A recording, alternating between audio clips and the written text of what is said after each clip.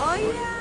Wakil Wali Kota Palembang Fitrianti Agustinda bersama Badan POM Palembang dan Kepala Dinas Kesehatan Kota Palembang meninjau pasar induk dan pasar retail Jakabaring. Hal ini dilakukan guna memastikan barang yang dijual aman dikonsumsi dan bebas dari zat pewarna serta berbahaya bagi kesehatan. Dari tes yang dilakukan dengan mengambil 15 sampel makanan diantaranya mie, tahu, ikan, semuanya aman dari zat pewarna dan berbahaya. Wakil Wali Kota Palembang Fitrianti Agustinda mengingatkan kepada para pedagang agar tidak menggunakan bahan berbahaya dalam barang dagangannya.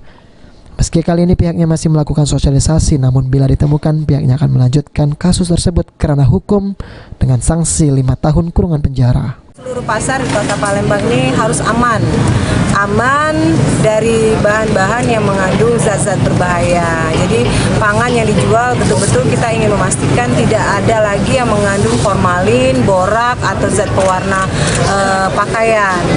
Tadi sudah dicek oleh BP POM dan alhamdulillah tidak kita temukan ya Bu ya, tidak kita temukan satu sampel pun yang mengandung bahan-bahan berbahaya. Mengingatkan beberapa pedagang untuk supaya jangan lagi menjual bahan makanan yang mengandung zat-zat pewarna.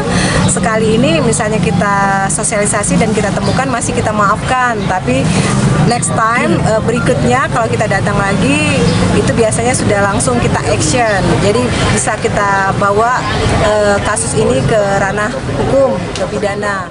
Selain memastikan keamanan makanan yang dijual di Pasar Jakabaring, Wawako juga memantau harga komoditas pangan. Dari tinjauan tersebut, hampir semua harga komoditas sayuran masih normal.